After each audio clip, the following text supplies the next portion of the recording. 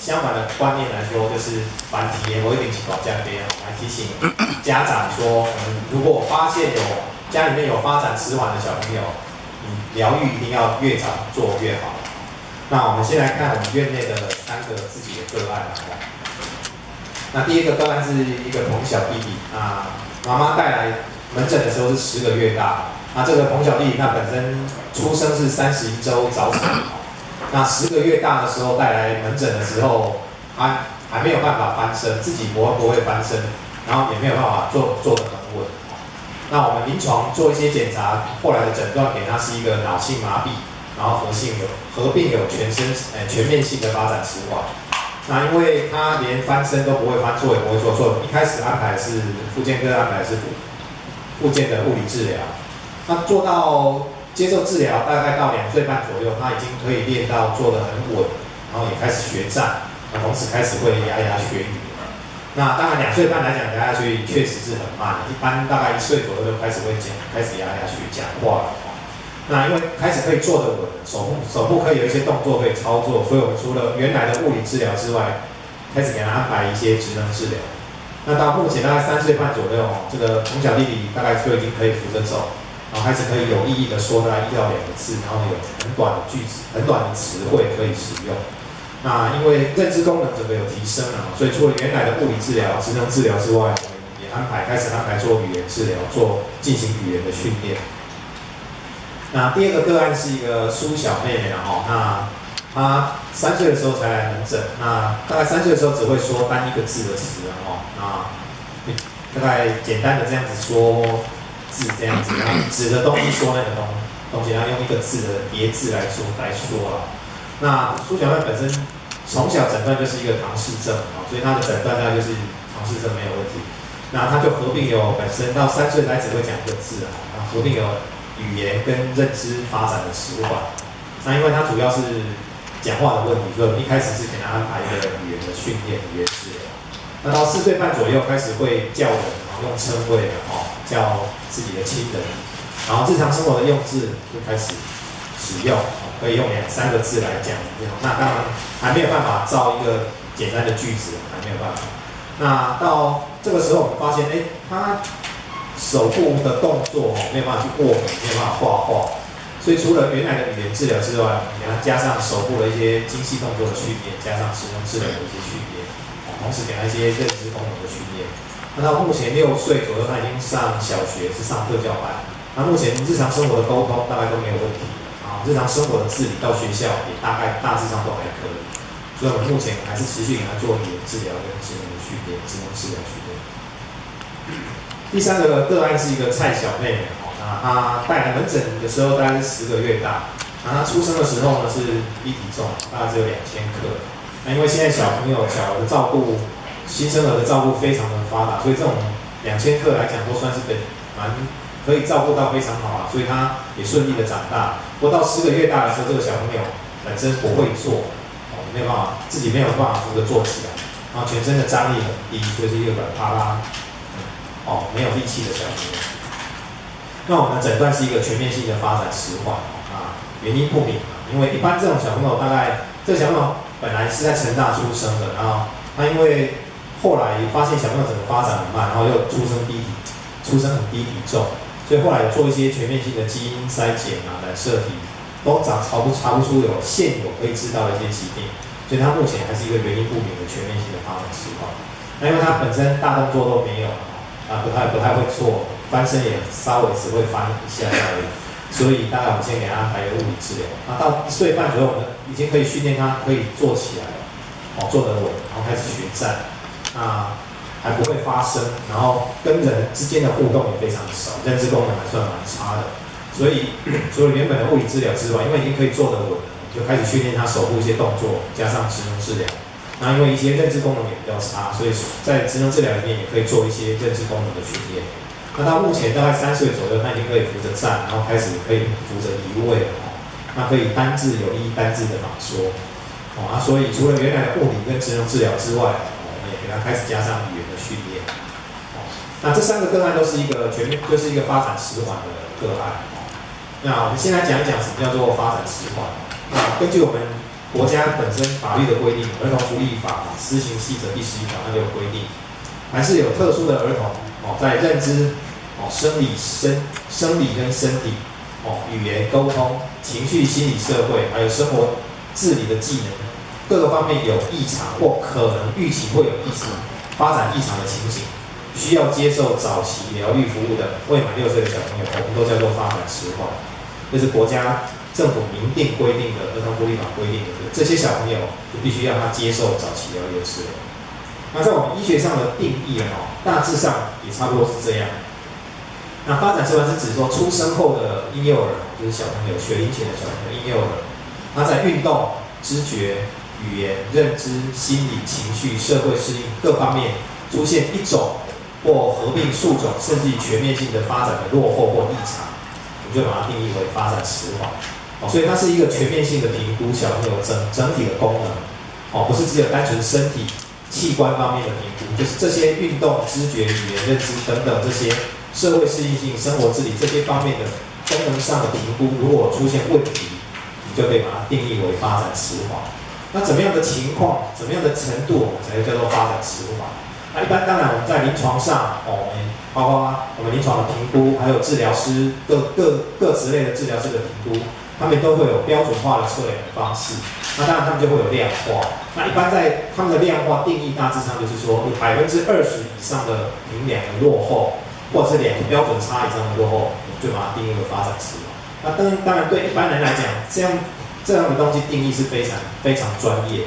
那以父母亲来讲，我们要怎么样去看自己的小朋友有没有发展迟缓？那其实现在包括我们要讲儿童健康手册，还有一些育儿的书上面都一定会提到所谓的儿童发展里程碑。那它里面又分成各种动作的、认知功能的、语言的、生活日常生活自理的等等各方面，在小朋友各个阶段，我们这个是一个简略的表包括其实1个月、2个月、3个月都有。那包括2个月小朋友的初动作就大概可以抬头，4个月大概头部的控制就不错了。那7个月可以做，8个月可以爬，到1岁左右大概可以扶着起来站，甚至于走路。那到2岁左右他可以投球，3岁骑脚踏车，4岁可以单脚跳，6岁可以骑没有辅助人的脚踏车。大致上初动作应该是有这样子的一个发展过程。那所以家长都可以去参考这些东西。那细动作呢？当然包括从4个月大，它可以合掌，手指头可以自动张开。大概6个月大可以抱着奶瓶自己喝，9个月大东西可以交换手来拿，10个月可以有意的这样抬手，12个月可以拿笔起来乱涂，1岁半大概可以开始排积木，可以慢慢堆上来，2岁可以学着画直线，那积木可以堆得更高，3岁画圆形，5岁可以画出人形，精细的动作可以随着这样子年龄慢慢增加，会做越来越精细的动作。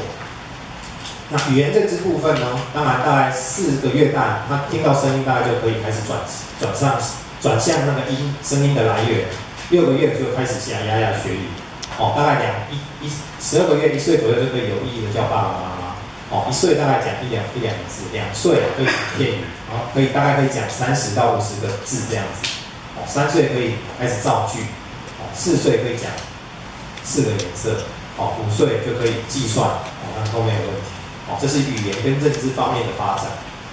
那整个社会性跟生活技能大概2岁2个月大就开始会笑，6个月大你可以逗他笑。那大概8个月大他就看到陌生人会害怕，开始会认生。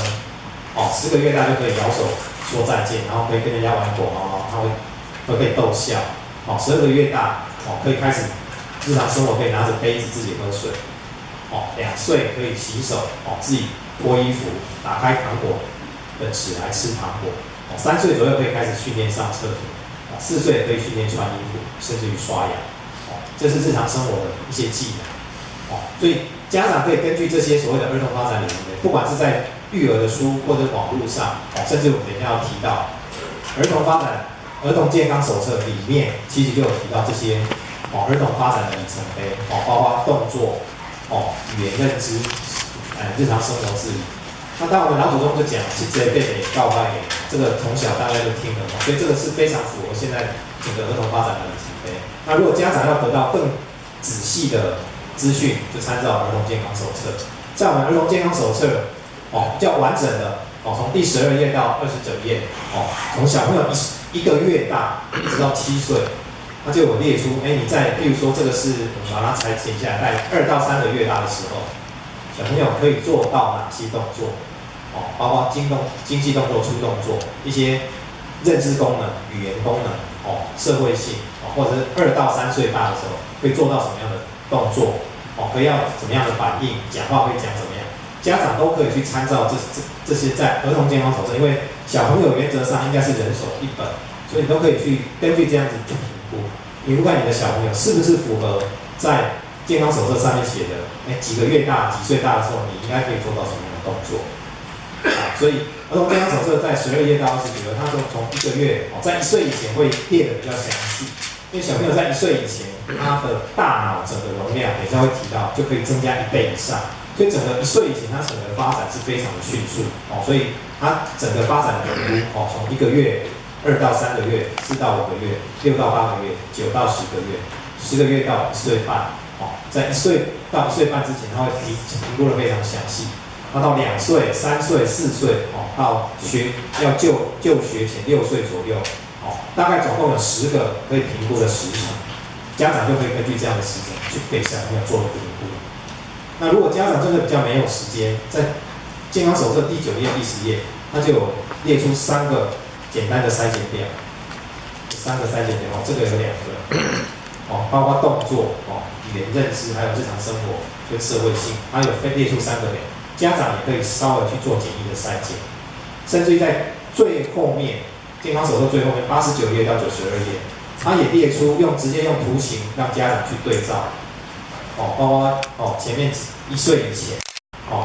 到3岁、4岁、5岁、6岁，都有用表格图形让家长自己直接去看图说故事，看你的小朋友是不是可以做出这样的动作那之所以会在儿童健康手册列这么多东西，也就是说政府其实是非常重视这一块，因为小朋友一旦有发展迟缓，一定要早期发现、早期治疗。那家长要大概怎么去评估你的小朋友是不是真的有发展迟缓？大致上在1岁以内，你如果小朋友2个月以上，比人家慢了2个月以上，1到2岁慢3个月以上，2到3岁慢4个月以上，你就要怀疑你的小朋友有发展迟缓的现象，就要赶快带小朋友来就医，去找专家来更做进一步的评估那我们先讲一些统计数字那根据大概 WHO 的估计它的统计大概全世界发生率大概是6%到8%，这是学龄前的小朋友。那我们台湾的评估大概，台湾的统计大概是5到10%，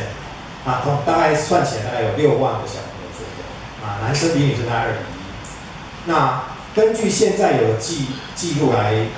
看大概最常被通报的年龄是在3到5岁，所以其实小朋友一般如果发展迟缓，他应该出生的时候就应该就是开始会有一些问题。那为什么会到3到5岁才会通报所以3到5岁的这个统计的数大概是55%，是因为大概小朋友在3岁都上幼稚园那也就是说我们家长在0到2岁之前，他只有大概1/3会通报也就是说在0到2岁之前，现在的家长还是普遍有保价背板体的期待，所以一直到3到5岁，很多小朋友都是因为幼稚园的老师建议家长，他才会带到医院来做进一步的评估跟筛检所以这个年龄层会占最多的那6岁以上就比较少当然我们在门诊也是会遇到有上了小学，家长才认为有问题带来，因为他整个学习慢非常多才带过来，也是有所以这个也是一个目前我们台湾面临的一个问题那根据现在有通报的个案就是登记有案的发展迟缓，在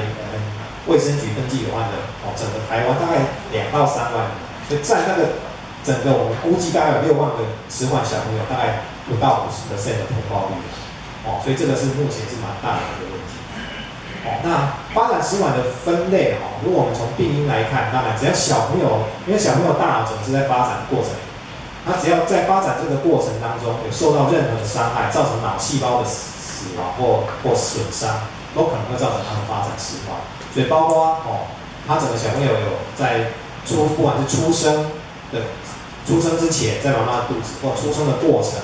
在产程或出生之后，有发生缺氧、缺水、缺血、感染、外伤、颅内出血，或其他遗传跟代谢或先天症候群这些问题，甚至于中毒等等。那早产儿也是一个发展迟缓好发的一个原因。这些原因造成他脑部的伤害，就可能会造成发展迟缓。